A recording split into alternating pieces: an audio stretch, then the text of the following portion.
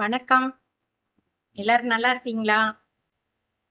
இந்த வாரம் ஒரு நல்ல அருமையான ஒரு புத்தகம் கிடைச்சது எனக்கு. அதிலிருந்து கதைய வாசிக்கலான்னு நினைச்சிருக்கிறேன். லைப்ரரியில எடுத்த புத்தகம் தான். அந்த புத்தகத்தோட பேர் என்னன்னா, மூங்கில் திரை தான் அந்த புக்கு. இது என்ன சொல்லியிருக்காங்க அப்படின்னா, தென்கிழக்கு ஆசிய கதைகள். அதை தொகுத்து எழுதியிருக்கிறாங்க. ஆசிரியர் பேர் திலகவதி. இதுல ஒரு ஆம், குறிப்பு எழுதியிருக்கிறாங்க. என்னன்னா, திலகவதி ஒரு வித்தியாசமான இலக்கிய பணி செய்திருக்கிறார். பொதுவாக பிற நாட்டு நல்லிலக்கியங்களை தமிழில் மொழிபெயர்க்க வேண்டும் என்று விரும்புபவர்கள் ஆங்கிலம், பிரெஞ்சு, ஜெர்மன், ஸ்பானிஷ் போன்ற மொழிகளை தாம் மனதில் கொள்வார்கள். ஆனால் திலகவதி அதிகம் பேசப்படாத தென்கிழக்கு ஆசியாவைச் சேர்ந்த Burma, Cambodia, Vietnam, Malaysia, Singapore ஆகிய நாட்டு மொழிகளில் உள்ள சமகாலத்திய சிறுகதைகளை திறம்பட மொழியாக்கம் செய்து நமக்கு அளித்திருக்கிறார். அதான் இதுல Burma, Cambodia, Vietnam, Indonesia, Malaysia, Singapore இந்த நாடுகளை பற்றின கதைகள் இருக்கு. இதுல நான் இன்னைக்கு வாசிக்க போறது சிங்கப்பூர். நான் வேற எதுவுமே பேசாம டைரக்டா புக்குக்கு வந்துட்டேனே அப்படின்னு நீங்க நினைக்கலாம். பேசுனா பழையபடி அந்த சோகமான விஷயத்தை தான் பேச வேண்டி வருது. வயநாடு பத்தி வர்ற வீடியோஸ் எல்லாமே ரொம்ப வருத்தம் தர்றதா இருக்கு. ஒரு யானை மண்ணுக்குள்ள மாட்டிக்கிட்டு இருக்கிறது, 2 குரங்கு குட்டிகள் ஒண்ணு கட்டி பிடிச்சிட்டு இருக்கிறது, இதெல்லாம் ரொம்ப மனசு வருத்தம் தருது. ஒரு வீடியோ பார்த்தேன். நிறைய மரங்களை வெட்டினதுதான் இதுக்கு முக்கியமான காரணம் அப்படின்னு சொல்றாங்க. அப்ப எனக்கு படிக்கிற காலத்துல மண் அரிப்பை பத்தி படிச்சது ஞாபகம் வந்தது. மரங்களோட வேர்கள் மண்ணை இறுக்கி பிடிச்சுக்கிட்டு இருக்கும்போது அந்த மண் அரிப்பு தடுக்கப்படும் அப்படின்னு நம்ம படிச்சிருக்கோம் ஸ்கூல்ல. இப்போ இந்த பெரிய பெரிய ரிசார்ட் கட்டுறதுக்கு இல்ல பெரிய அகலமான பாதைகள் போடுறதுக்கு அதுக்காக வேண்டி மரங்களை வெட்டும்போது இந்த ஆபத்து இருக்கு அப்படிங்கிற மாதிரி ஒருத்தர் சொன்னதை கேட்டேன். ரொம்ப வருத்தமா இருந்தது. மக்கள் இருக்கிற இடத்துக்கு போறதுக்கு தான் நம்ம சாலைகள் அமைக்கிறோம். அந்த சாலைகள் அமைக்கிறதுனால இப்படிப்பட்ட துயரம் நிகழ்ந்து மக்களே இல்லாமல் போனாங்க அப்படின்னா அந்த சாலைகள் அமைச்சு என்ன பிரயோஜனம்? திருப்பி திருப்பி நான் அந்த சோகத்தை பத்தியே பேசுறோமே அப்படிங்கிறதுக்காக வேண்டி நான் டைரக்டா கதைக்கு வந்துடுவோம் அப்படின்னு நினைச்சேன். இருந்தாலும் விட முடியல. அதை லேசா தொட்டுட்டு வந்துட்டேன். இப்ப கதைக்கு போவோம்.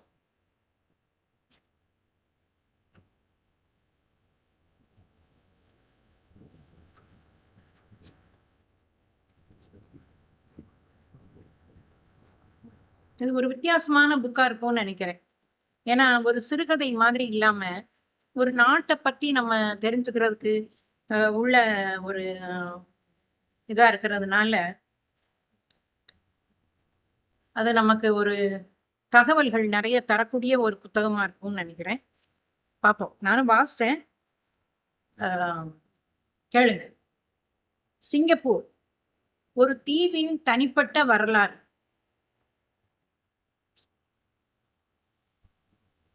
ஆசிரியர் அவருக்கு இந்த கதையோட ஆசிரியர் கோபால் பரதம். 1935 பிறந்திருக்கார். நரம்பியல் மருத்துவராக பணிபுரிந்தார். சிறந்த எழுத்தாளர். மெழுகுவர்த்தியோ, சூரியனோ, சந்திரோதயமோ, அஸ்தமனம் ஆகிய இவருடைய 2 நாவல்கள், அதாவது 3 பேர் சேர்ந்து ஒரு நாவல். மெழுகுவர்த்தியோ, சூரியனோ, சந்திரோதயமோ அது ஒரு நாவல். அஸ்தமனம்ங்கிறது 2வது நாவல். ஆகிய இவருடைய 2 நாவல்கள் உலக அளவில் பாராட்ட பெற்றவை. இருளில் ஒளிரும் நினைவுகள் எனும் சிறுகதை தொகுப்புக்காக அவர் தென்கிழக்கு ஆசிய எழுத்தாளர்களுக்கான விருதை பெற்றுள்ளார். இது இந்த சிங்கப்பூர்ங்கிற கதையை பத்தி எழுதின கோபால் பரதம் அவரை பற்றின. இப்போ சிங்கப்பூர் உள்நாட்டு அரசியல் குழப்பங்களினால் கடல் வழியே தப்பி வந்தான் ஒரு இளவரசன். அநேகமாக அவன் சுமத்ராவின் இளவரசனாக இருந்திருக்கலாம். கடல் பயணமும் அவனுக்கு சோதனையாகவே இருந்தது. அவன் வந்த கப்பல் புயலில் சிக்கிக்கொண்டது. தவித்து போனான். இளவரசன் தெய்வாதீனமாக ஒரு அற்புத காட்சியை கண்டான். அமானுஷ்யமாக ஒளிர்ந்த சிங்கம் ஒன்று அவன் பார்வையில் பட்டது. புரியாத சங்கேதம். சிங்கம் காட்சியளித்த இடம் அடர்ந்த காடுகளுக்கும் கடற்கொள்ளைக்காரர்களுக்கும் பேர் போன டெமாசக் என்ற சிறிய தீவு. அங்கு சிங்கப்புரா என்ற நகரத்தை நிர்மாணித்து இளவரசன் அரசாளத் தொடங்கினான். அந்த இடமே இன்றைய சிங்கப்பூர் என்கிறது ஒரு மலாய் பழங்கதை. உண்மையில் சிங்கப்பூர் காடுகளில் மருந்துக்கும் சிங்கம் கிடையாதாம். புலிகள் தான் உண்டு. அப்ப புலிப்பூர்னு இருக்கணுமோ? சிங்கம் இல்லாத ஊருக்கு பேர் சிங்கப்பூர். சந்தோஷாத் தீவில் நடைபெறும் கண்காட்சியில் இக்கதையை படக்காட்சியாக காட்டுகிறார்கள். அதை பார்ப்பது ஒரு அற்புதமான அனுபவம். நவீன சிங்கப்பூரின் வரலாறு ஆங்கிலேயரான ராபின்ஸின் வருகையுடன் தொடங்குகிறது எனலாம். 1819 ராபின்ஸ் சிங்கப்பூருக்கு வந்தபோது ஜோஹோர் சாம்ராஜ்யம் பிளவுபட்டு விட்டிருந்தது. 1812 வயது முதிர்ந்த சுல்தான் காலமானார். அந்த சமயத்தில் அவருடைய மூத்த மகன் உசைன் நாட்டுக்கு வெளியே இருந்தார். அதை பயன்படுத்தி சில சூழ்ச்சிகளை செய்து சுல்தானின் இளைய மகன் அரசனானார். டச்சுக்காரர்கள் இளம் சுல்தானுடன் உடன்படிக்கை செய்து கொண்டார்கள். ராபின்ஸ் மூத்த மகன் உசைனுக்கு ஆதரவு தெரிவித்தார். அவரை மன்னராக அறிவித்து சிங்கப்பூரை மன்னரின் தலைமையிடமாக ஆக்கினார். ராபின்ஸின் திட்டப்படி மன்னருக்கு உண்மையில் அதிகாரங்கள் ஏதும் இல்லை. சிங்கப்பூர் தீவின் மீது ஆங்கிலேயரின் உரிமையை முறைமைப்படுத்திக் கொள்ள மட்டுமே ராபின்ஸ் இந்த ஏற்பாட்டை பயன்படுத்தி கொண்டார். டெமெங்காங் எனப்படும் ஜோஹோரின் உச்ச நீதிபதியுடனும் ராபின்ஸ் உடன்படிக்கை செய்து கொண்டார். இவ்வுடன்படிக்கைக்கு தம் சம்மதத்தை தெரிவித்ததற்காக சிங்கப்பூரில் நதிக்கரை எஸ்டேட் ஒன்றை ராபின்ஸ் நீதிபதிக்கு பரிசாக தந்தார். சுல்தானுக்கும் நீதிபதிக்கும் ஒரு சிறிய தொகையை ஆண்டுதோறும் தருவதாக ராபின்ஸ் செய்து கொண்ட ஒப்பந்தத்தின் பலனாக சிங்கப்பூரை ஆங்கிலேயர் பயன்படுத்திக் கொள்ளும் உரிமையை பெற்றார்கள். 1925 ஒரே அடியாக ஒரு பெருந்தொகையை சுல்தானுக்கும் நீதிபதிக்கும் கொடுத்து சிங்கப்பூரின் மீதான உரிமையை பிரிட்டிஷ் கிழக்கிந்திய கம்பெனி பெற்றதன் மூலம் முந்தைய ஒப்பந்தம் ஒரு முடிவுக்கு வந்தது. ராபின்ஸ் சிங்கப்பூர் நகர வடிவமைப்பில் கவனம் செலுத்தினார். ஒரு குன்றை இடித்து தரைமட்டமாக்கி அவருடைய ஆலோசனைப்படி நிறுவப்பட்ட வணிக நகரே தற்போது ராபின்ஸ் பிளேஸ் என்று வழங்கப்படுகிறது. கலாச்சார அறிஞரும் சிங்கப்பூர் குடியேற்றத்தின் காரணகர்த்தாவுமான ராபின்ஸின் மற்றொரு சாதனையே லண்டன் வனவிலங்கு பூங்கா. 1923 சிங்கப்பூரில் இருந்து பிரிட்டன் திரும்பிய ராபின்ஸ் 1926 காலமான போது அவருக்கு வயது 45. அவருடைய இறுதி காலம் அவ்வளவு இனிமையானதாக இல்லை. கிழக்கிந்திய கம்பெனியோடு அவருக்கு கருத்து வேறுபாடு ஏற்பட்டு உறவு கசந்து போயிருந்தது. அவருடைய மரணத்தை அன்றைய லண்டன் சமூகம் பொருட்படுத்தவில்லை. அவர் இறந்து போய் கிட்டத்தட்ட 70 ஆண்டுகளுக்கு பிறகு நண்பர்களும் உறவினர்களும் முயற்சி எடுத்து அவருடைய சிலையை வெஸ்ட் மினிஸ்டர் அபையில் நிறுவினார்கள். ஆனால் சிங்கப்பூர் ராபின்ஸின் நினைவை கொண்டாடும் விதமோ அலாதி. நீங்கள் சிங்கப்பூரில் நடமாடும் போது ராபினை நினைக்காமல் இருக்கவே முடியாது என்ற அளவுக்கு அவர் பெயரால் நகர்பகுதிகளும் ஹோட்டல்களும் தெருக்களும் ஷாப்பிங் காம்ப்ளெக்ஸ்களும் மருத்துவமனைகளும் பள்ளிக்கூடங்களும் கிளப்புகளும் நீக்கமர நிறைந்திரும். ராஃபிள்ஸின் ஆளுமையை அப்படியே காட்டும் அற்புதமான வெண்கலச் சிலை வேறு. ராஃபிள்ஸ் கிளம்பியதும் சிங்கப்பூர் ஆங்கிலேயரின் அதிகாரப்பூர்வமான காலனி ஆனது. காலனி ஆதிக்கத்தின் சர்வ லட்சணங்களும் அல்லது அவலட்சணங்களும் சிங்கப்பூரின் வரலாறானது. 1942 சிங்கப்பூர் ஜப்பான் வசமானது. குறுகிய காலமே நீடித்த ஜப்பானிய ஆட்சியை அந்த காலகட்டத்தில் வாழ்ந்தவர்கள் பயங்கரமான கெட்ட கனவு என்கிறார்கள். சிங்கப்பூரின் பெயரை தெற்கின் ஒளி என பொருள்படும்படி சயோனான் என்ற ஜப்பானிய ஆட்சி மாற்றியது. 1945 ஜப்பான் 2ஆம் உலகப் போரில் சரணடைந்ததும் மறுபடியும் ஆங்கிலேயர் கட்டுப்பாட்டின் கீழ் வந்தது. சிங்கப்பூர் ஆங்கிலேயரை இருகரம் நீட்டி வரவேற்றது. இரத்த காட்டேரிக்கு சாதா காட்டேரி மேல்தானே.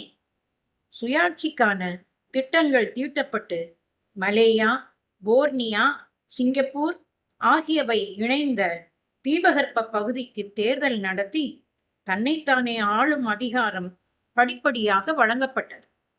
1965 மலேசியா கூட்டமைப்பிலிருந்து பிரிந்து சிங்கப்பூர் தனி நாடானது. கேம்பிரிட்ஜில் பயின்ற சட்ட வல்லுநரும் சிங்கப்பூரிலேயே பிறந்த 3ஆம் தலைமுறை சீனருமான லீ குவான் யூ பிரதமரானார். சிங்கப்பூரை கீழை நாடுகளின் கனவு பூமியாக ஆக்கியது இவருடைய கைவண்ணமே. 42 கிலோமீட்டர் நீளமும் 23 கிலோமீட்டர் அகலமும் மட்டுமே கொண்ட 620 சதுர கிலோமீட்டர் அளவுடைய சின்னஞ்சிறு தீவு சிங்கப்பூர். அங்கு சொல்லிக் கொள்கிற அளவு இயற்கை வளங்கள் ஒன்றும் இல்லை. போதாதற்கு மக்கள் பல்வேறு இனத்தை சேர்ந்தவர்கள். 99% குடியேறியவர்கள் சீனர்கள், மலாய்கள், இந்தியர்கள், கொஞ்சமே கொஞ்சம் ஐரோப்பியர்கள் என்ற பல வர்ண மொசைக். ஒவ்வொரு இனத்துக்கும் தனி மொழி, தனி கலாச்சாரம், உணவு, உடை, பழக்க வழக்கங்கள் எல்லாம் தனித்தனி. இருந்தும் முட்டாமல் மோதாமல் 30 வருடங்களில் 9% வளர்ச்சியை உறுதி செய்தது. ஆசியாவிலேயே உயர்வான வாழ்க்கை தரத்தை உத்தரவாதமாக்கியது என்றால் காரணம் லீ குவான் யூவின் ஆட்சித்திறன், அணுகுமுறை. நமக்கு நம்மளோட இந்தியாவை ஞாபகப்படுத்துது. எத்தனை விதமான கலாச்சாரங்கள், எத்தனை விதமான உணவு பழக்க வழக்கம், பேச்சு, மொழி வேற வேற. ஆனாலும் இவ்வளோ காலமும் நம்ம ஒற்றுமையா தான் இருந்துகிட்டு இருக்கிறோம். எந்த ஒரு காலகட்டத்திலும் அந்த ஒற்றுமையை நம்ம விட்டுறக்கூடாது. நம்ம ஒரே நாட்டுக்குள்ள வெவ்வேறு மாநிலத்துல உள்ளவங்க ஒற்றுமையா இருக்கிறோம். இங்க பல நாட்டுக்காரங்களே சிங்கப்பூர்ல ஒற்றுமையா இருக்கிறதா சொல்லிருக்கு.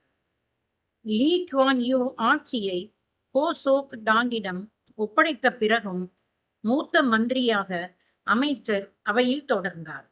அதே அமைச்சரவையில் அவருடைய மூத்த மகன் லீ சியன் லுங்கும் அமைச்சராக இருந்தார்.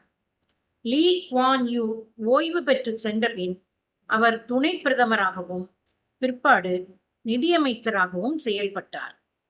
2004ஆம் ஆண்டு ஆகஸ்ட் 11ஆம் நாள் லீ சியன் லுங் சிங்கப்பூரின் பிரதமரானார். அதுவரை பிரதமராக இருந்த கோ சோக் டாங் மூத்த மந்திரி பதவியை ஏற்றுக்கொண்டார். எனினும் அரசியல் நோக்கர்களான பீட்டர் லாய்டை போன்றவர்கள் 81 வயது கடந்த லீ குவான் யூ அமைச்சர்களை ஆக்குபவராக, நாட்டு நிர்வாகத்தில் தாக்கம் செலுத்துபவராகவே இருக்கிறார் என்கிறார்கள். சிங்கப்பூரில் தனி மனிதரின் ஆண்டு வருமானம் சராசரியாக 24,740 அமெரிக்க டாலர்களுக்கு ஈடானது என்று பொருளாதார ஆய்வுகள் கூறுகின்றன. நாட்டு மக்கள் அனைவருக்கும் வீட்டு வசதியை ஏற்படுத்தி தருவதில் லீ குவான் யூ எடுத்துக்கொண்ட அக்கறை அபரிமிதமானது. விளைவு உலகத்திலேயே அதிக அளவு சொந்த வீட்டு உரிமையாளர்களை அரசு தன் வீட்டு வசதி கழகத்தினால் தோற்றுவித்திருக்கிறது. பெரிய விஷயம்ல. நிறைய பேர் சொந்த வீடு வச்சவங்களாவே இருக்கிறாங்க அப்படின்னு சொல்லி. சின்னஞ்சிறிய நாடு என்பதனால் வலிமையில் குறைந்தது என அந்நிய நாடுகள் நினைத்துவிடக்கூடும் என்பதையும், இரண்டாம் உலகப் போரில் தாங்கள் சந்தித்த கொடுமைகளையும் மக்கள் மனதில் ஆழ பதித்து, இவற்றுக்கெல்லாம் தீர்வு ஒற்றுமையாக இணக்கமாக வாழ்ந்து தொழில்துறையில் வெற்றி கண்டு பொருளாதார மேம்பாடடைவதே என்பது சிங்கப்பூரில் வாழும் மக்கள் ஒவ்வொருவருக்கும் அரசினால் தெளிவாக உணர்த்தப்பட்டிருக்கிறது. இத மக்களுக்கு உணர்த்த வேண்டியது அரசோட கடமை. அந்த அந்த கடமையை அரசு ரொம்ப சிங்கப்பூர் அரசு ரொம்ப சரியா பண்ணிருக்கு. 1947 வேலை நிறுத்தங்களினால் சிங்கப்பூர் ஸ்தம்பித்ததில் ஏற்பட்ட 1947 வேலை நிறுத்தங்களினால் சிங்கப்பூர் ஸ்தம்பித்ததில் ஏற்பட்ட தீய விளைவுகளும் மக்கள் மனதில் கல்வெட்டுகளாக்கப்பட்டிருக்கின்றன. ஆகவே நான் பெரியவன், என் மதமே பெரியது, என் மொழியே சிறந்தது என்றெல்லாம் அங்கு யாரும் பேசிக் கொண்டிருப்பதில்லை. அப்படியெல்லாம் பேசக்கூடாது என்று அந்நாட்டின் சட்டமே சொல்கிறது. பேணி வளர்க்கப்படும் செல்ல குழந்தையை போல சிங்கப்பூரை வளர்த்துள்ளது அரசு. ஒரு விதமான கட்டுப்பாட்டுடைய ஜனநாயகத்தை அந்நாடு உறுதி செய்துள்ளது. இத்தகைய கட்டுப்பாடுகளினால் தனிமனித சுதந்திரம் பாதிக்கப்படுகிறது என்ற விமர்சனமும் அவ்வப்போது எழுவது உண்டு. சுற்றுச்சூழல் பாதுகாப்பில் அவர்கள் உலகத்துக்கே ஒரு தலைமுறை முந்தியவர்கள் என்பது சிங்கப்பூரின் இன்னொரு சிறப்பு. சிகரெட் துண்டுகள், கழிவுத்தாள்கள், சாக்லேட் பேப்பர்கள், பாலித்தீன் பைகள் போன்ற குப்பைகளை சிங்கப்பூர் சாலைகளில் காணவே முடியாது. இது நம்ம பொதுவாகவே நம்ம கேள்விப்பட்டிருக்கோம். குப்பை ஒரு சின்ன பேப்பர் போட்டா கூட உடனே நமக்கு பெனால்டி வந்துடும் அப்படிங்கிற மாதிரி கேள்விப்படும்.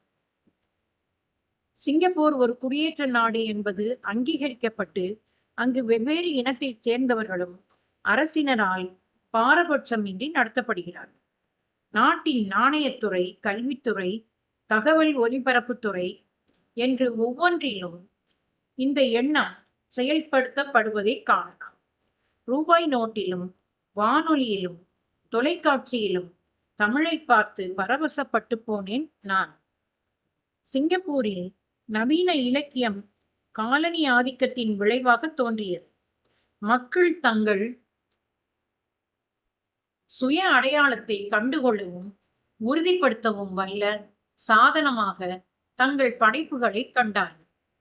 ஆங்கிலேய சார்பு மனப்பான்மையோடு இருந்த பெரனாகன் எனப்படும் இடுகடல் சீனர்கள் 1897 இருந்து 1907 வரை வெளியிட்ட இடுகடல் சீன இதழ் மூலம் சிங்கப்பூரில் நவீன இலக்கியத்தை தோற்றுவித்தார்கள். பெரனாகன் சீனர்களின் அடையாளத்தையும் கலாச்சாரத்தையும் வெளிப்படுத்துவதாக சிறுகதை இலக்கியம் வளர்ந்தது. பிரிட்டிஷ் காலனியாளர்கள் ஆங்கிலத்தை பயன்கொள்ளும் விதம் கண்டு மலாய் மொழி எழுத்தாளர்கள் மலாய் மக்களின் சமூக முன்னேற்றத்திற்காக அம்மொழியை பயன்படுத்த வேண்டியதன் தேவையை உணர்ந்தார்கள். 1948 பிரகடனப்படுத்தப்பட்ட நெருக்கடி நிலைமையையும் அதை தொடர்ந்த முழு சுதந்திரம் கோரும் கொரில்லா போர் முறைகளினாலும் மலாய் எழுத்தாளர்கள் சங்கமிக்கும் இடமாக சிங்கப்பூர் ஆனது. கலை மக்களுக்காக என்ற முன்மொழிவுடன் 1950 அங்கடான் சாஸ்திரவான் 50களின் இலக்கிய தலைமுறை எனும் எழுத்தாளர் சங்கம் தோன்றியது. அச்சுத்தொழில் செழித்து வளர்ந்த நிலையில் மலாய் கட்டமைப்பிலிருந்து விலகுவது வரை சிங்கப்பூர் மலாய் கலாச்சார மையமாக செயல்பட்டது. இந்த காலகட்டத்தில் நாவல்கள், குறுநாவல்கள், நீண்ட கதைகள் ஆகியவற்றிலிருந்து விலகி எழுத்தாளர்கள் சிறுகதைகளை படைப்பதில் நாட்டம் கொண்டிருந்தார். சுதந்திரம் பெற்று 1965 சிங்கப்பூர் குடியரசு தோன்றியதும் அரசு நாட்டில் புழங்கும் 4 மொழிகளான தமிழ், சீனம், மலாய், ஆங்கிலம் ஆகியவற்றுக்கு சம அந்தஸ்து அளித்திருந்த போதும் ஆங்கிலம் தொடர்பு மொழியாக செயல்படுவது தவிர்க்க இயலாதது என்பதனால் அதுவே தேசிய மொழியாக செயல்பட வேண்டி இருந்தது. சிங்கப்பூர் பல்கலைக்கழகத்தில் பயின்று வெளிவந்த ஆங்கிலத்தை போதனா மொழியாக கற்பித்த சிங்கப்பூரினரின் படைப்புகளில் ஐரோப்பிய அமெரிக்க இலக்கியங்களின் தாக்கமே அதிகமாக இருந்தது. தங்கள் சொந்த நாட்டின் வாழ்வும் அடையாளங்களும் அவர்கள் படைப்பில் அதிகமாக காணப்படவில்லை. இது ஒரு துயரம்தான். ஆங்கிலம் முக்கியமான மொழியா கொண்டதுனால அந்த களங்கள் எல்லாமே ஆங்கில பேக்ரவுண்ட்லயே இருந்திருக்கு. இவங்களோட சிங்கப்பூரோட நாட்டின் அடையாளங்கள் அதிகமா காணப்படும். ஆங்கிலத்தை வெளிநாட்டின் மொழி என கருதிய பிறமொழி படைப்பாளிகள் தத்தம் மொழிகளில் படைப்பிலக்கியங்களை புனைய முனைந்தனர். ராபர்ட் லியோவின் தொகுத்த சிறுகதைகள் வெளியீடு சிங்கப்பூரின் இலக்கிய வரலாற்றில் ஒரு மைல்கல் எனலாம். நகரமயமாதலின் விளைவாக சிங்கப்பூரினரின் மனதில் தோன்றியுள்ள தனிமைப்படுத்தப்பட்டிருக்கிற உணர்வும் அதிகரித்து வரும் தனித்துவம் வாய்ந்த குணாம்சமும் சுயத்தில் மூழ்கிய அமிழும் தன்மையும் விசித்திரமான போக்குகளை உடைய பாத்திரங்களாக அப்படைப்புகளில் வெளிப்படுகின்றன. விரைவாக மாறி வரும் பாலிய வேலை பகிர்வு முறை பெண்களின் இரட்டை சுமையை அதிகரிக்கிறது. ஏராளமான சிறுகதை எழுத்தாளர்கள் இந்நிலையை கருப்பொருளாக கொண்டும் ஆணிய மையம் கொண்ட அதிகார பீடம் நொறுங்க துவங்கி இருப்பதையும் எழுதுகிறார்கள். லௌகீக வாழ்வு, சிதைவு, அந்நியமாதல், சூழ்நிலை கைதியாதல் ஆகியவையே பல படைப்புகளில் மையம் கொண்டுள்ளது. 32 ஆண்டுகள் பிரதமராக இருந்த லீ குவான் யூ தாமே முன்வந்து 1990 பதவியை ராஜினாமா செய்துவிட்டு சாதாரண அமைச்சரானார். அந்த பதவியை அவர் துறந்து விட்டாலும் ஆட்சியாளர்கள் மேல் அவருடைய தாக்கத்தின் நிழல் இடையறாது கவிழ்ந்தே இருக்கும் என்கிறார்கள் சமூக விஞ்ஞானிகள். சிங்கப்பூருக்கும் சோதனைகள் வந்ததுண்டு. 90களில் பணவீக்கம் தோற்றுவித்த பொருளாதார சிக்கல், சமீபத்திய சார்ஸ் ஏற்படுத்திய ஆரோக்கிய சிக்கல் எல்லாவற்றையும் கடந்து சிங்கப்பூர் ஆசியாவின் தோட்டம் என்ற பெயரை தக்க வைத்துக் கொண்டு முன்னேறுகிறது. இவ்வளவும் சிங்கப்பூரை பத்தி சொல்லிட்டு தான் இப்ப ஒரு தீவின் தனிப்பட்ட வரலாறுன்னு ஆரம்பிக்கிறாரு. தான் அந்த தொகுதி, அந்த கதையோட ஆரம்பம். இனிமே என்ன சொல்றாருன்னு ஒரு காலத்தில் ஒரு தீவு இருந்தது. அது ஒரு ஆங்கிலேயரால் கண்டுபிடிக்கப்பட்டது என்று என் ஆசிரியர் எனக்கு சொன்னார். ஏன் கண்டுபிடிக்கப்பட்டது என்று சொல்கிறீர்கள்? நான் என் ஆசிரியரிடம் கேட்டேன்.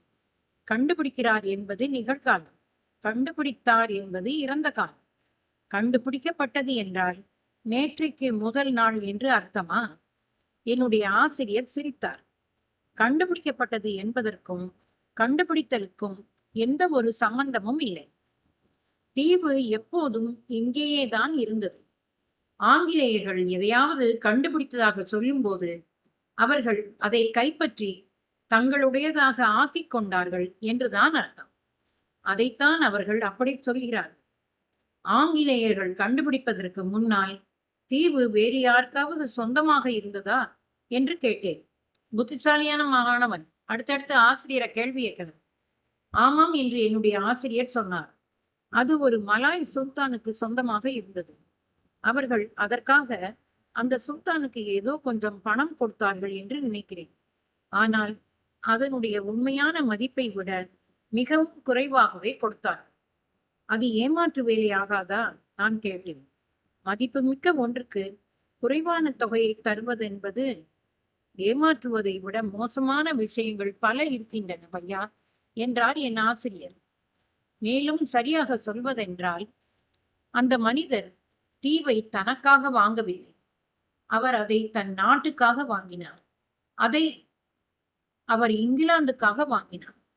நீங்கள் ஒன்றை உங்களுக்காக செய்து கொள்ளவில்லை என்பதனால் அது ஏமாற்று வேலை இல்லை என்று ஆகிவிடுமா? பையன் உஷாரான பையன்தான், வாத்தியாரை விடுறதா இல்ல. அட அப்பாவியே என்றார் முதியவர். எந்த காரணத்தை முன்னிட்டும் தவறு செய்வது சரியல்ல. ஆனால் மனிதர்கள் அப்படி நம்ப விரும்புகிறார்கள். இதை காட்டிலும் மோசமான பல விஷயங்கள் இருக்கின்றன. நான் பிறக்க இந்த தீவை கண்டுபிடித்த ஆங்கிலேயரின் படத்தை அவர் எனக்கு காட்டினார். அவர் நீண்ட மூக்குடைய உயரமான மனிதர், செருக்குடையவர். பார்த்தாலே தெரிந்தது. அவரை விவரிப்பதற்கு திமிர் என்பதுதான் சரியான வார்த்தையாக இருக்கும். அவரை பார்த்தால் கேள்விகளுக்கு பதில்களை சொல்ல விரும்புகிற ரகமாக தெரியவில்லை. இந்த அகம்பாவம் பிடித்த மனிதரை தொலைநோக்குள்ளவர் என்றும், இந்த தீவு என்னவாக ஆகும் என்பதை முன்கூட்டியே கண்டவர் என்றும் என்னுடைய ஆசிரியர் சொன்னார். என்னால் அதை முழுமையாக நம்ப முடியவில்லை. அவர் எங்கள் தலைக்கு மேல் எங்கேயோ பார்த்து கொண்டு எதையோ சோதனை செய்யும் பாவத்தில் தோற்றமளித்தார். ஒருவேளை அவர் எதிர்காலத்தை ஊடுருவி பார்த்து கொண்டிருந்திருக்கலாம், அல்லது அவன் ஏமாற்றிய மலாய்க்காரர்களின் பார்வைகளை சந்திப்பதை தவிர்ப்பதற்காக இந்த உயர் நோக்கை ஸ்வீகரித்துக் கொண்டிருந்திருக்கலாம். ஆயினும் இவையெல்லாம் நீண்ட காலத்துக்கு முன்னால் நடந்திருந்தன. நான் அந்த தீவில் பிறப்பெடுத்த காலகட்டத்தில் ஆங்கிலேயர்கள் ஏமாற்றுவது, வன்முறையை கையாள்வது, எளியோரை சுய லாபத்துக்கு பயன்படுத்திக் கொள்வது ஆகியவற்றை எல்லாம் அங்கீகரிப்பதை விடுத்து பல காலம் ஆகியிருந்தது. அவர்கள் இப்போது கௌரவம், மனிதர்களின் உரிமைகள் ஆகியவற்றை பற்றி பேசினார்கள். உண்மை பேசுவது எங்களுடைய கடமை என்று அவர்கள் எங்களிடம் சொன்னார்கள். அது சில இடங்களில் நம்ம பார்க்கிறோம். அதாவது நம்மளை அடிமைப்படுத்தி வச்சிருந்தா கூட, பிரிட்டிஷ்காரங்க அடிமைப்படுத்தி வச்சிருந்தா கூட, இன்றைய தலைமுறை வந்து அவங்க பண்ண செயல்கள் வந்து சரியில்லை அப்படின்னு உணர்றாங்கிற மாதிரி நம்ம வாசிக்கிறோம். சமீப காலம் வரை பீரங்கிகளை காட்டி பயமுறுத்தி பேரங்கள் பேசியவர்களும் தந்திரசாலிகளுமான மனிதர்கள் இப்படி பேசுவது வினோதம் என்று நான் நினைத்தேன். நான் என் ஆசிரியரிடம் இது பற்றி கேட்டேன். அவர் சொன்னார், அவர்கள் ஏன் அதை சொன்னார்கள் என்பதை பொருட்படுத்த வேண்டியதில்லை. அவர்கள் சொன்னது உண்மை என்பது கருத்தில் கொள்ள வேண்டிய விஷயம். கள்ளம் கபடமற்றவனான நீ எப்போதும் பிற மனிதர்களின் உரிமைகளுக்காக போராட தயாராக இருக்க வேண்டும். மேலும் நீ உண்மையென எதனை கண்டு கொண்டாயோ அதையே பேச வேண்டும் என்றார். நான் அவரை நம்பினேன். அதற்கான காரணங்கள் என்னிடம் இருந்தன.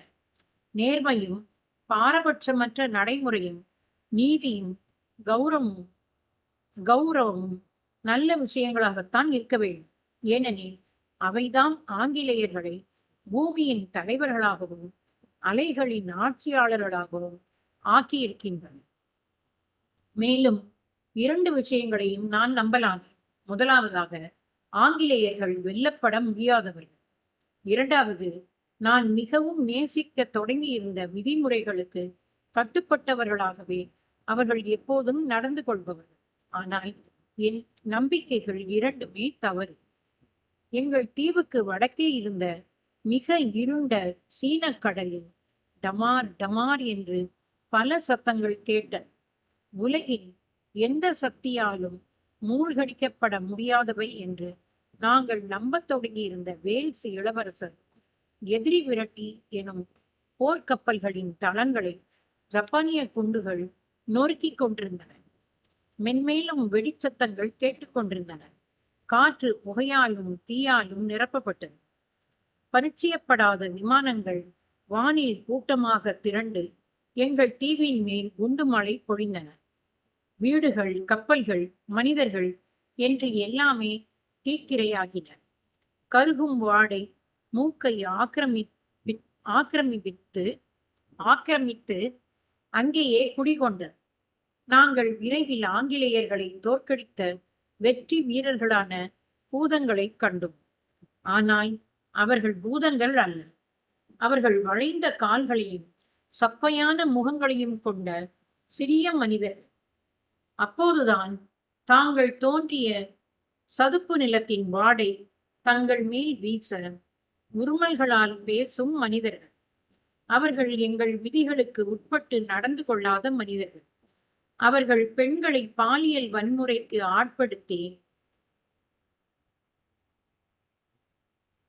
ஆட்படுத்தினார்கள். குழந்தைகளை தாக்கினார்கள். தங்களுடைய பாதையில் இருந்த முதியவர்களை உதைத்து அப்புறப்படுத்தினார்கள். அவர்கள் சொன்னது எதுவோ அதுவே நீதியாக இருந்தது. சித்திரவதை கூடங்கள் நீதிமன்றங்களாக மாறின. குற்றவாளிகளின் ஒப்புதல் வாக்குமூலங்கள் உண்மையாயின. பசியினாலும் பிணியினாலும் பாதிக்கப்பட்ட நாங்கள் உண்மையையும் நீதியையும் கண்ணியத்தையும் மறந்து போனோம். எச்சரிக்கையற்றவர்களை ஏமாற்றினோம். பலவீனமானவர்களிடம் கொள்ளையடித்தோம். நான் மன அமைதியை இழந்தேன். நான் வெகுவாக நேசித்த ஒவ்வொன்றும் உண்மையல்ல என்பது விரைவிலேயே வெளிப்பட்டது. அது துயரம். நான் என் ஆசிரியரிடம் கேட்டேன். நான் நம்பிக்கை கொண்டிருந்தவையெல்லாம் பொய்யா? கஷ்டம் ஏற்பட்ட சூழ்நிலையில் நெருக்கடிகள் தோன்றும் போது உண்மையும் நியாயமும் இல்லாமல் போய்விடுகிறதா? என்னுடைய ஆசிரியர், நீ பசியோடு இருப்பதால் ஏமாற்றுகிறார். ஆனால் நீ செய்து கொண்டிருப்பது தவறு என்று நீ உணர்வது இல்லையா? நீ கூச்சப்படுவது இல்லையா? நீ நம்பியவை அழிக்கப்பட்டு விடவில்லை என்பதைத்தான் அவை நிச்சயமாக தெரிவிக்கின்றன என்றார். ஆமாம் என்றேன் நான். ஆனால் நான் இப்போது என்ன செய்ய வேண்டும்? என் கள்ளமற்ற அப்பாவியே, நீ கண்ட அவ்வளவு தவறுகளையும் நீ செய்த அவ்வளவு தவறுகளையும் சீராக எழுதிவை. நீ அவற்றை எப்போதும் மறக்காத வகையில் அது உன் மூளையில் பதிவாகி நிலைத்திருக்கட்டும். அப்போதுதான் அதை நீ எப்போதும் மறக்காமல் இருப்பாய். என்றைக்காவது ஒரு நாள் நிலைமைகள் சீராகும் போது நீ அவற்றுக்கான பிராயச்சித்தங்களை செய்வாய். நிலைமைகள் முன்னேறின. சிறிய மஞ்சள் நிற மணிகளையும் நீ செய்த அவ்வளவு தவறுகளையும் சீராக எழுதிவை. நீ அவற்றை எப்போதும் மறக்காத வகையில் அது உன் மூளையில் பதிவாகி நிலைத்திருக்கட்டும். அப்போதுதான் அதை நீ எப்போதும் மறக்காமல் இருப்பாய். என்றைக்காவது ஒரு நாள் நிலைமைகள் சீராகும் போது நீ அவற்றுக்கான பிராயச்சித்தங்களை செய்வாய். நிலைமைகள் முன்னேறின. சிறிய மஞ்சள் நிற மனிதர்கள் தோற்கடிக்கப்பட்டு ஆங்கிலேயர்கள் திரும்ப வந்தார்கள். அந்த மஞ்சள் நிற மனிதர்கள் யாரு? ஜப்பானியர். எல்லாம் சகஜ நிலைக்கு திரும்பின. ஆனால் ஒரு வேறுபாட்டுடன். எல்லா மனிதர்களும் சமமானவர்கள் என்றும் ஒருவருக்கு இழைக்கப்படும் அநீதி எல்லோருக்குமான நீதியை பாதுகாப்பற்றதாக ஆக்கிவிடும் என்றும் ஆங்கிலேயர்கள் எங்களுக்கு சொல்லியிருந்தார்கள். அவர்கள் எங்களுக்கு கற்பித்திருந்தவற்றை அவர்களும் தங்கள் வாழ்க்கையில் கடைபிடிக்கும்படியும் எங்கள் எதிர்காலத்தை நாங்களே வடிவமைத்துக் கொள்ள நாங்கள் அனுமதிக்கப்பட வேண்டும் என்றும் மட்டும்தான் நாங்கள் கேட்டுக்கொண்டோம். ஆங்கிலேயர்கள் ஒன்றும் வெல்லப்பட முடியாதவர்கள் அல்ல என்பதை நடந்த சம்பவங்கள் காட்டின. ஆனால் அவர்கள் விதிமுறைகளுக்கு உட்பட்டே தங்கள் ஆட்டத்தை ஆடுவார்கள் எனும் என்னுடைய அடுத்த நம்பிக்கையை நான் விடாது பற்றி கொண்டிருந்தேன். என் கணிப்பு மீண்டும் தவறாகி போனது. தாங்கள் பேச்சு சுதந்திரத்தை கேட்டபோது அவர்கள் எங்களுக்கு தணிக்கை முறைகளை தந்து தடைகளை விதித்தார்கள். 2 அல்லது 3க்கு மேற்பட்டவர்கள் ஒன்றாக கூடினால் ஆங்கிலேயர்கள் அவர்களை ஆட்சிக்கு விரோதமானவர்கள் என்று வர்ணித்தார்கள். நள்ளிரவில் மனிதர்கள் வீடுகளில் இருந்து இழுத்துச் செல்லப்பட்டனர். கெம்பட்டி காலத்தை போல அரசியல் கைதிகள் சித்திரவதைகளுக்கு உட்படுத்தப்படுவதில்லை என்று அவர்கள் எங்களுக்கு தெரிவித்தார்கள். நுழைவாயிலும் புறவழியும் ஒன்றாகவே அமையப்பெற்றிருந்த அந்த உயர்ந்த இருண்ட கட்டடத்துக்குள் அழைத்துச் செல்லப்பட்டவர்களை தனிப்பிரிவு என்ன செய்தது என்பது யாருக்கு தெரியும்? குறிப்பாக அவர்கள் ஏழைகளாகவும் ஆங்கிலம் பேச தெரியாதவர்களாகவும் இருந்துவிட்டால் அவ்வளவுதான். ஏழைகள் என்னைக்குமே அவதிக்குள்ளாயிட்டே இருக்காங்க. அது ஒரு பரிதாபம் தான். இப்போது என்ன செய்வது? நான் என்னுடைய ஆசிரியரை கேட்டேன். என் கள்ளமற்றவனே, சுதந்திரத்துக்காக போராடு. ஆயுதங்களால் ஏற்படுத்தப்படும் காயங்களை காட்டிலும் அதிக அளவில் அழிக்கும் சக்தியை கொண்ட வார்த்தைகளை கொண்டு போர் புரியும். அநீதியும் அடிமைத்தனமும் வெல்லுவதை நாம் அனுமதிக்க கூடாது. நம்மை நாமே ஆளத் தொடங்கினால் அநீதியும் அடிமைத்தனமும் அகன்று போய்விடுமா? ஆசிரியர் கேட்கிறார். போகலாம், ஒருவேளை போகலாம் என்றார் அவர். ஆகவே நாங்கள் தடுப்புகளோடும் தட்டிகளோடும் புத்தகங்களோடும் வாசகர்கள் எழுதிய துணி கொடிகளோடும் தெருவுக்கு வந்தோம். மக்களுடைய உணர்வுகளை தட்டி எழுப்பவும் எங்களுடைய சுய நம்பிக்கைக்கு வலிமை சேர்க்கும் பொருட்டும் கோஷங்களை எழுப்பினோம். இறுதியில் தங்களுக்கான பங்கையும் லாபத்தையும் உத்தரவாதம் செய்து கொண்டு கண்ணியமாக கைகுலுக்கி விடை பெற்று கொண்டு வெளியேறினார்கள் ஆங்கிலேயர்கள். நாங்கள் சுதந்திரம் பெற்றோம். ஆனால் புதிய சுதந்திரம் பழைய அடிமைத்தனத்தை விட மோசமாக இருந்தது. உள்ளத்தின் வெளிப்பாடுகளை கட்டுப்படுத்துதலும் சுதந்திரத்துக்கு எல்லை வரையறுக்கப்படுதலும் முன்பு எப்போதையும் விட அப்போது அதிக அளவில் காலத்தின் கட்டாயம் ஆயின. புதிய யதார்த்த சூழலை கட்டுக்குள் வைக்க ஆங்கிலேயர்கள் வடிவமைத்திருந்த அடக்குமுறை சட்டங்கள் போதுமானவையாக இல்லை. அவை மேலும் பல விஷயங்களை உள்ளடக்கியதாகவும் பல்வேறு பயன்பாடுடையவைகளாகவும் ஆக்கப்பட வேண்டியதாக இருந்தன. அடக்குமுறைக்கு பல நல்ல காரணங்கள் இருந்தன. அவை எப்போதும் இருந்து கொண்டிருக்கின்றன. நாங்கள் புதிய குடியேற்றங்களை ஏற்படுத்தும் ஆதிக்க சக்திகளாலும் பொது உடைமைவாதிகளாலும் தீவிரவாதிகளாலும் பிரிவினைவாதிகளாலும் இன்னும் யார் யாரெல்லாமோ மிரட்டப்பட்டு கொண்டிருந்த ஒரு குட்டி தீவுதான் எங்களுடைய தீவு. நாங்கள் ஒன்றுபட்டு நிற்க வேண்டும் அல்லது மடிய வேண்டும். எதிர்ப்பு என்பது ஆக்கப்பூர்வமற்றது. கருத்து வேறுபாடு, துரோகம், ஒற்றுமைதான் எல்லாம்.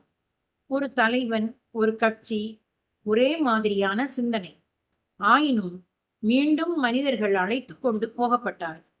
மீண்டும் நள்ளிரவுகளில் எங்கே என்று எங்களுக்கு தெரியவில்லை. எதற்கு என்று கேட்பதற்கு எங்களுக்கு துணிவில்லை. அவர்கள் வெளியே வந்தபோது செய்தித்தாள்களிலும் வானொலியிலும் தொலைக்காட்சியிலும் தங்களை தாங்களே தாழ்மைப்படுத்திக் கொண்டு எவ்விதமான விடுதலையும் தேவைப்படாது என்று தோன்றும்படியான உச்ச நிலை பிறழ்வு ஒப்புதல் வாக்குமூலங்களை கொடுத்தார்கள். இப்போது மிகவும் தள்ளாமையுடன் இருந்த முதியவரான என் ஆசிரியரிடம் போய் நான் என்ன செய்ய வேண்டும் என்று கேட்டேன். உண்மையை பேசு என்று அவர் அறிவுரை வழங்கினார். எனக்கு பயமாக இருக்கிறது என்றேன். அப்படியானால் எழுதி வை என்றார். இவை மறக்கடிக்கப்பட்டு விடக்கூடாது. கடந்த கால நினைவுகள் இல்லாத மக்கள் ஜடங்களின் இனமாகி விடுவார்கள். ஆகவே நான் கிறுக்கி வைத்துவிட்டு கவனித்தேன். குடும்பங்கள் வசதியற்ற எலிவளை போன்ற குடிசைகளிலிருந்து வசதி மிக்க மாடி கட்டடங்களுக்கு குடிபெயர்வதையும், சிறுவர்கள் நேரான கால்களை கொண்டவர்களாகவும் வலிமையுடையவர்களாகவும், சிறுமிகள் ஒளி மிகுந்த விழிகளுடன் பருத்த மார்பகங்களை கொண்டவர்களாகவும் வளர்வதையும் கவனித்தேன். எங்கள் ஒட்டுமொத்த தேசிய வருமானம் வளர்ச்சி அடைவதையும், நாங்கள் எங்களுடைய சிகரெட்டுகளை அணைப்பது போல எங்களுடைய சுய தீர்மானங்களின் ஒளியை மகிழ்ச்சியுடன் அணைப்பதையும், தன்மானங்கள் நாங்கள் சுயங்கம் விழுங்குவதைப் போல விழுங்கிவிட்டதையும் கவனித்தேன். ஆனால் அமைதியாக காலம் ஓடியது. எங்கள் தீவு செழிப்படைந்தது. பொது உடைமை இறந்தது. எதிரிகள் நண்பர்கள் ஆனார்கள். கடுமையான அடக்குமுறைகளினால் செயலற்று போயிருந்த அவயவங்களின் மேல் கதகதப்பை பாய்ச்சி மக்கள் மீண்டும் தங்கள் விருப்பம் போல வலம் வரும் வண்ணம் வீதிகளில் ஒளியை படரவிட்டவாறு களைத்து போயிருந்த உலகில் சுதந்திர விடியல் உதயமாயிற்று. எங்களால் பாடவும் நினைத்தவற்றை உள்ளபடியே பேசவும் எங்கள் எதிர்காலத்தை வடிவமைத்துக் கொள்ளவும் முடியாமல் போய்விடுமா என்ன? இல்லை, முடியாது என்று எங்கள் தலைவர்கள் எங்களுக்கு சொன்னார்கள். சுதந்திரம், நீதி என்பவையெல்லாம் நம்முடைய ஆசிய மரபணுக்களுக்கு அந்நியமான மேற்கத்திய சிந்தனைகள். நாம் நம்முடைய சிறிய தீவில் நம்முடைய சொந்த பாணியில் சுதந்திரத்தையும் நம்முடைய சொந்த பாணியில் நீதியையும் ஏற்படுத்துவோம். என்னுடைய வாழ்க்கையில் நான் முதல் முறையாக அஞ்சினேன். நிஜமாகவே அஞ்சினேன். உண்மைக்கு வழிகாட்டும் வார்த்தைகள் பொய் சொல்லும்படி ஆக்கப்பட்டன. சுயமாக நிற்கும் வலிமையை இழந்துவிட்ட நாங்கள் ஒத்த கருத்தை பற்றி பேசினோம். மறுத்து பேச முடியாத கோழைகளாக இருந்ததால் எதிர்கருத்தற்ற தன்மை உடையவர்களானோம். நாங்கள் விவாதித்துக் கொண்டிருப்பவை எதற்கும் உதவாத குப்பை என்பது தெரிந்தும் கருத்து கூறல் என்ற மிகச் சிறிய கருத்து வேறுபாடுகளை நாங்கள் தெரிவித்தோம். ஆம், நாங்கள் இப்போது சுதந்திரமாக பேசலாம். ஆனால் நாங்கள் முதலில் எங்கள் கைகளை உயர்த்தினால் மட்டுமே. அதுவும் போதுமான காலம் நாங்கள் நல்ல பையன்களாக நடந்து கொண்டிருக்கிறோம் என்று தலைவர் நினைத்தால் மட்டுமே. இதை எப்படி சுதந்திரம்னு எடுக்கிறது? என்னுடைய ஆசிரியர் இறந்து போய்விட்டார். நான் என் மகன்களிடம் போனேன். அவர்களுடைய தலைமுறையை சார்ந்த மற்ற குழந்தைகளைப் போலவே அவர்களுக்கும் கருத்துக்களுக்கு பதிலாக மன உறுதிப்பாடுகளும் கதாநாயகர்களுக்கு பதிலாக பாத்திர மாதிரிகளும் இருந்தார்கள். நீதியை பற்றி அவர்கள் என்ன நினைத்தார்கள் என்று நான் கேட்டேன். நீதி என்பது சட்ட வல்லுநர்கள் சம்பந்தப்பட்ட விஷயம் என்றார்கள் அவர்கள். எது சரி எது தவறு என்று தெரிந்து கொள்வதில் உங்களுக்கு ஆர்வம் அதிகமாக இருந்தால் நீங்கள் சட்ட நூல்களை படித்து அவற்றை எளிதாக அறியலாம் என்றார்கள். நிச்சயமாக நமக்கு சுதந்திரம் இருக்கிறது. அவர்கள் என்னிடம் உறுதிபட சொன்னார்கள். நாம் 4 ஆண்டுகளுக்கு ஒருமுறை வாக்களிக்கிறோம் இல்லையா? அப்படி நாம் அளிக்கும் வாக்குகள் ரகசியமானதாக இல்லை எனினும் சுதந்திரமான வாக்குதான். நல்ல வேளை, உண்மை என்பது என்னவென்பதை அவர்களிடம் கேட்க நான் துணியவில்லை. என்னுடைய ஆசிரியர் சொன்னதை நினைவில் வைத்துக் கொண்டு நான் இன்னமும் என்னுடைய எண்ணங்களை எழுதி வருகிறேன். அப்படி செய்யும் போது நான் அழுகிறேன். சில சமயங்களில் நான் மிகவும் அழுகிறேன். ஆனால் என் சொற்களை என் கண்ணீர் அழித்துவிடும் அளவுக்கு நான் அழுது விடுவதில்லை என்று நம்புகிறேன். அப்படி முடிக்கிறார் ஆசிரியர்.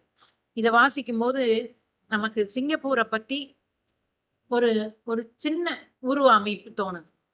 இந்த யூடியூப்ல நான் பேசுனதை கேட்டுட்டு ஒருவேளை சிங்கப்பூர் போய் வந்தவங்களோ இல்லை சிங்கப்பூர்ல இருக்கிறவங்களோ அவங்க தங்களோட கருத்துக்களை பகிர்ந்துக்கிட்டாங்கன்னா நம்ம இன்னும் கொஞ்சம் தெரிஞ்சுக்கலாம். இன்றைய சிங்கப்பூர் எப்படி இருக்கு அப்படிங்கிற இந்த சிறுகதை தொகுப்புக்கு கதைகளை தேர்வு செய்யறதுல ஏற்பட்ட சிரமத்தை பற்றி அவங்க தன்னுடைய முன்னுரையில கொடுத்துருக்குறாங்க. அது என்னன்னு பார்ப்போம். சிறுகதை தேர்வு என்பது பொங்கு தேர் வாழ்க்கைதான். பல கதைகளை படித்து ஒரு கதையை தேர்ந்தெடுக்க வேண்டிய முயற்சி. ஒவ்வொரு நாட்டிலிருந்தும் சிறுகதை தொகுதிகளை பெறுவது என்பதோ புலிப்பால் கறக்கிற வேலையாகத்தான் இருந்தது. இறுதி வரை தைவான், கிழக்கு திமோர் நாடுகளிலிருந்து படைப்புகள் எதையும் பெறவே முடியவில்லை. வெளிநாடுகளில் வசிக்கும் தோழர்கள் பயன்படு பொருட்கள் எவ்வளவு கேட்டாலும் தர தயாராக இருப்பார்கள். ஆனால் நூல் வேண்டும் என்றால் விழி பிதுங்கினார்கள். இலக்கிய பரிச்சயமற்ற சாமானியர்கள் நிலை மட்டுமல்ல அது இலக்கியவாதிகள், படைப்பாளிகள் ஆகியோரும் அப்படித்தான் நடந்து கொண்டார்கள். நல்ல வேளை, தற்செயலாக நேர்ந்த என் அமெரிக்க பயணம் கை கொடுத்தது. அமெரிக்காவில் பெரும்பகுதி நேரத்தை இதற்கே செலவிட்டேன். Amazon.com-இல் ஆர்டர் செய்து பல நூல்களை பெற்றேன். புத்தக விலை 10 ரூபாய் என்றால் ஷிப்பிங் எனப்படும் தபால் செலவு 100 ரூபாய், 150 ரூபாய் என்றான். தேடி தேர்ந்தெடுத்த கதைகளில் ஒன்றையே மொழிபெயர்த்தேன். சமூகத்துக்கு ஒத்து வராத கதைகளை புறந்தள்ள வேண்டி இருந்தது. சுவாரஸ்யமான புதிய பாணி கதைகளை தேடி எடுக்க வேண்டி இருந்தது. ரொம்ப சிரமப்பட்டு தான் செஞ்சிருக்கிறாங்க. இது நமக்கு ரொம்ப பயன்படக்கூடிய ஒரு புத்தகம். இது என் கண்ணில் பட்டது என்னோட லக்குன்னு தான் நினைக்கிறேன் நான். ஏன்னா நான் லைப்ரரியில் போய் தேடும் போது டக்குன்னு கண்ணில் படுற புத்தகத்தை உடனே எடுத்துட்டு வர மாட்டேன். கொஞ்சம் தேடி பார்ப்பேன். நம்மளோட ரசனைக்கு ஏற்ற மாதிரி ஏதாவது கிடைக்குதான்னு நினைப்பேன். 2 புக்கு எடுக்கலாம். 2ல் 1 கதை தொகுதியாகவும் இன்னொன்று ஏதாவது பொது விஷயங்கள் இருக்கிற மாதிரி எடுப்பேன். அதில் இந்த நல்ல புக்கு ஒன்று கண்ணில் பட்டுச்சு. எனக்கு என்னமோ இதில் ஒரு கதையை மட்டும் வாசிக்காம இதுல பயன்படக்கூடிய வகையில இருக்கிற எல்லாத்தையுமே வாசிக்கலாம்னு நினைக்கிறேன். ஒரு வாரத்துக்கும் ஒன்னொன்னு வாசிக்கிறேன். எல்லாரும் சந்தோஷமா இருங்க, ஆரோக்கியமா இருங்க. ரெண்டும் வந்து ஒன்னோட ஒண்ணு இன்டர்லிங்க்ட் ஆனது. நம்ம ஆரோக்கியமா இருந்தா தான் சந்தோஷமா இருக்க முடியும். மனசு சந்தோஷமா வச்சுக்கிட்டா தான் ஆரோக்கியமா இருக்க முடியும். வைச வசா. அதனால வந்து நான் திருப்ப திருப்ப சொல்றபடி சிரமங்கள், கஷ்டங்கள் எல்லாருக்குமே இருக்கும். இதுவும் கடந்து போகும் அப்படின்னு எடுத்துக்கிட்டு அன்றன்றைய வாழ்க்கையில நம்ம என்ன பண்ணணுமோ அத அந்த பிரச்சனைகளை தீர்வு பண்ணிட்டு கூடிய வரைக்கும் தேவையில்லாத பழக்க வழக்கங்களை விட்டுட்டு, ஏன்னா இன்றைய சூழ்நிலையில தானா வர்ற வியாதிகளும் தானா வர்ற பிரச்சனைகளுமே நிறைய இருக்கு. இதுல நாம தீய பழக்க வழக்கங்களை ஏற்படுத்திக்கிட்டோம் அப்படின்னா அந்த பிரச்சனைகளை வலிய வெத்தில வச்சு அழைச்ச மாதிரி ஆயிடும். அதனால கூடிய வர ஒரு பிரச்சனை இல்லாத வாழ்க்கைய நடத்துவோம். தவறு நம்ம மனிதர்கள் தவறுவது இயல்புதான். தவறுற நேரத்துல யாராவது அதை சுட்டி காட்டினாங்கன்னா அதை ஏற்றுக்கொண்டு அதுல இருந்து மாறி நேர்மையான வாழ்க்கைக்கு வந்துடும். இன்னொரு கதையில உங்களை பார்க்குறேன். Be happy always. See you again.